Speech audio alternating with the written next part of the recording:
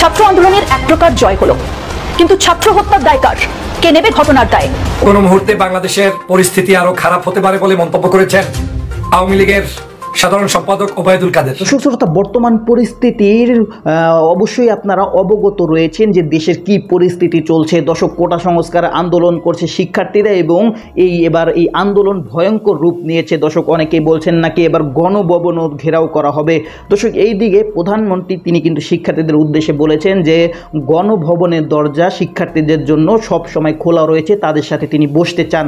দর্শক, অবশেষে তাহলে কি হতে যাচ্ছে এবং বর্তমান পরিস্থিতির সর্বশেষ আপডেট রয়েছে সেগুলো আমরা জানবো এবং অনেক গোপন তথ্য রয়েছে আজকে ভিডিওতে, যার কারণে সম্পূর্ণ ভিডিওটা না টেনে দেখতে চেষ্টা করবেন। তো কথা না বলে চলুন আমরা ভিডিও মূল আলোচনায় চলে যাই। ভিডিও মূল আলোচনায় চলে যাওয়ার আগে আপনার কাছে আমার ছোট করে এক অনুরোধ, আপনি প্রত্যেক মুহূর্তের আপডেট পেয়ে চান তো অবশ্যই চ্যানেলটি সাবস্ক্রাইব করে দেবেন এবং পাশে থাকা বেল আইকনটি ক্লিক করে দেবেন, তাহলে প্রত্যেক মুহূর্তের আপডেটটি সবার আগে পৌঁছাবে আপনার কাছে। দর্শক, কথা না বলে চলুন আমরা আসলে ঘটনাগুলো বিস্তারিত দেখে আসি।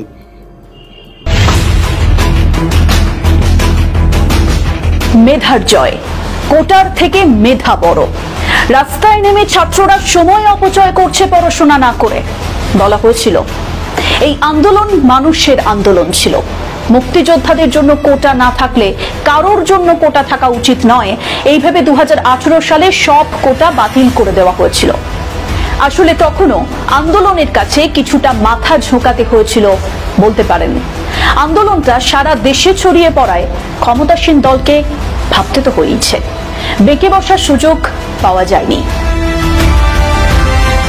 মেধা 93%, মুক্তিযোদ্ধা 5%, বিশেষ চাহিদা সম্পন্ন 1%, তৃতীয় লিঙ্গ 1% কোটার কথা বলেছে আপিল বিভাগ। ছাত্র আন্দোলনের এক প্রকার জয় হলো, কিন্তু ছাত্র হত্যার দায় কার? কে নেবে ঘটনার দায়? উত্তর কে দেবে? এতগুলো মানুষের প্রাণ চলে গেল, এতগুলো মানুষ আহত, তাহলে তার দায় কে নেবে? বাংলাদেশের ইতিহাস বলে বারবার ছাত্র আন্দোলন বাংলাদেশকে বদলে দিয়েছে, ক্ষমতাবানরা কিচ্ছু করতে পারেনি। তখনও বুক চিতিয়ে দাঁড়িয়েছে ছাত্ররা। 52 ভাষা আন্দোলনের সময় দেশভাগের মাত্র 7 মাসের মাথায় 1948 সালের 11ই মার্চ বাংলা ছাত্র সমাজকে রাষ্ট্রভাষার দাবিতে মাঠে নামতে হয়েছিল।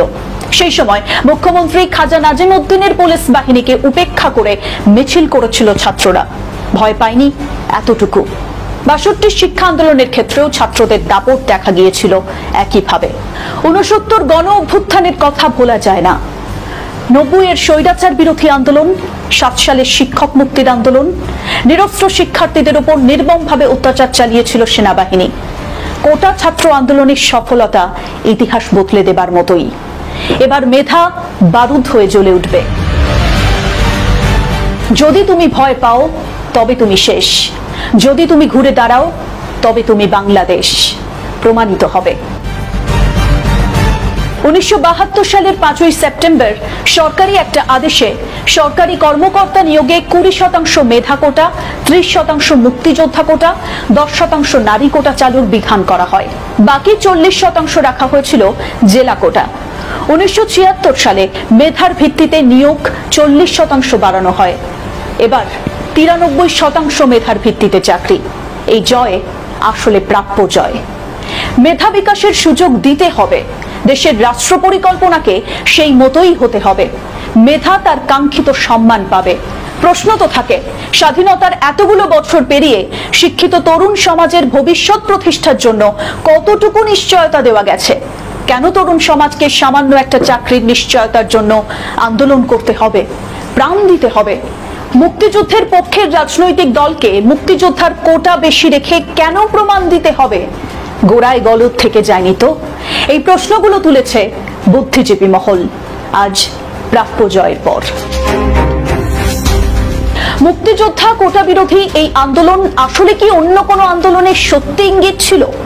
ছাত্র আন্দোলন নিছক একটা ছাত্র আন্দোলনই ছিল এবং এই ছাত্র আন্দোলনের ন্যায্যতা অবশ্যই রয়েছে, কিন্তু একথাও তো সত্যি, দুর্নীতি এবং দ্রব্যমূল্যের মতো বড় দুটো ইস্যু বাংলাদেশের মানুষকে ভাবাচ্ছে বহুদিন ধরে। তার সাথে ভাবাচ্ছে নির্বাচনে সব দলের অংশগ্রহণ না হওয়ায় ভোটাধিকার নিয়ে ক্ষোভ। ছাত্রদের সাথে যখন সাধারণ মানুষ মিশে গেলেন এই আন্দোলনটায়, তখন গণ আন্দোলনের রূপ নিল এই আন্দোলন। সেটা সরকার বিরোধী কিনা সেটা বলতে পারবো না, তবে কিছু ন্যায্য দাবি রাখছে সাধারণ মানুষ। রাজনীতির বাইরে সামাজিক ইস্যু নিয়ে আন্দোলন করলে সরকার পক্ষ মাথা ঘামায় না। বৃহত্তর পরিসরে সরকারের ওপর চাপ আসলে তখনই নড়ে চড়ে বসতে হয় সরকার পক্ষকে, কারণ ক্ষমতা হারানোর ভয়ে সবাইকেই তাড়া করে বেড়ায়। তখন কোটা বিরোধী আন্দোলন, নিরাপদ সড়কের মতো আন্দোলনগুলো অনেক বড় হয়ে দাঁড়ায়, কারণ সেগুলোর ক্ষমতা থাকে রাজনৈতিক আন্দোলনের মতোই। এই আন্দোলনের সাথে দেশটার বিরোধী দলকে জুড়ে দেওয়া হয়েছে। বলা হয়েছে সন্ত্রাসের ছক এই আন্দোলন, বিদেশি শক্তির প্রভাব। তার মানে বিরোধী দলটার ক্ষমতা খর্ব করা যায়নি, সেটা কি কোথাও স্বীকার করা হচ্ছে? সেই বিষয়টা প্রমাণ হয়ে যাচ্ছে। সেরকম একইভাবে বিরোধী দল যদি সাধারণ মানুষের এজেন্ডাকে ধরতে না পারে, সেটাকে কাজে লাগাতে না পারে, তাহলে তারাও জনগণের সমর্থন কোনোদিনই পাবে না। এটা তারাও বুঝলো এই কোটা বিরোধী আন্দোলনের মধ্য দিয়ে। 2018 সালে যখন কোটা বাতিল করা হলো, সেই সিদ্ধান্তকে অনেকেই আবেগতাড়িত সিদ্ধান্ত বলেছেন। সংস্কার না করে পুরোটা বাতিল আবেগের বশে করা হয়েছিল বলেই অনেকে মনে করেন। আজ প্রাপ্য জয়ের পর সেই কথা বারবার উঠে আসছে। সমাজবিজ্ঞানীরা বলে থাকেন কোটা হচ্ছে ক্ষতিপূরণ নীতির অংশ, আর মুক্তিযোদ্ধা কোটাকে যদি পুরস্কৃত করার নীতি হিসেবে ধরে নেওয়া হয়, তাহলে সেটা কত প্রজন্ম পেতে পারে? সেটাই বড় প্রশ্ন।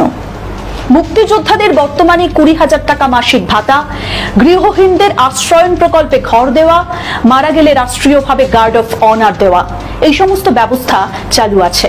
স্বাধীনতার পর মুক্তিযোদ্ধাদের কোটায় নিয়োগের যৌক্তিকতা ছিল। তবে এখন প্রশ্ন থাকে, এই স্থায়িত্ব দেওয়ার নৈতিক দিকটা কতটা ঠিক? মানে যে 5% দেওয়া হয়েছে সেটা কতটা ঠিক? কেন এতগুলো কথা বলতে হলো সেটা এবার একটু বুঝিয়ে বলি আপনাদের। শুরুটা করি এইভাবে, তোমরা যদি জমিতে জুলুম লেখো, আসমানে ইনকিলাব লেখা হবে। মনে রাখা হবে।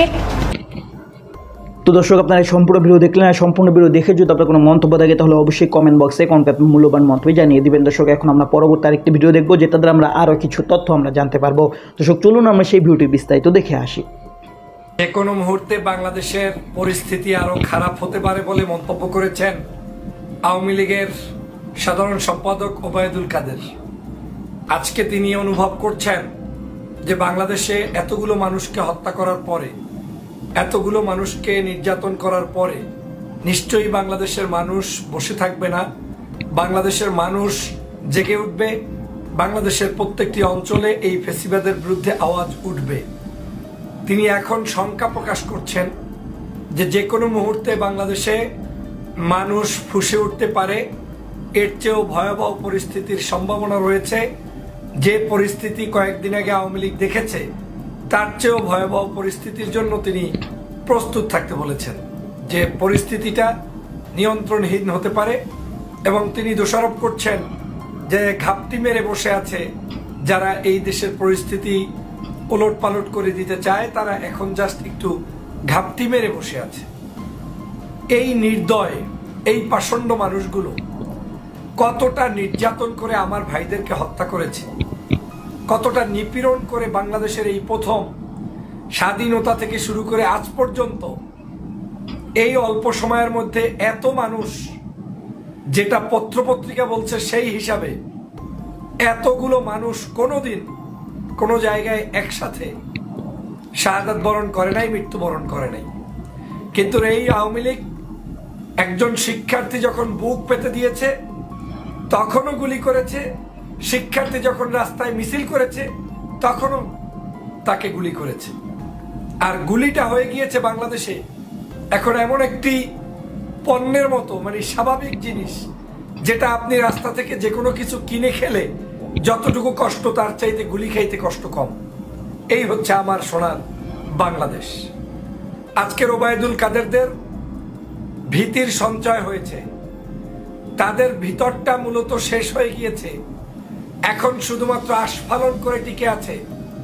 জনগণকে গুলি করে টিকে থাকা যে যায় না, এটা ওবায়দুল কাদের সহ তার তো দর্শক, আপনি সম্পূর্ণ ভিডিও দেখলেন। সম্পূর্ণ ভিডিও দেখে যদি আপনার কোনো মন্তব্য থাকে তাহলে অবশ্যই কমেন্ট বক্সে আপনার মূল্যবান মন্তব্য জানিয়ে দেবেন। দর্শক, কথা বলতে বলতে আমরা ভিডিও শেষ পর্যন্ত চলে এসেছি।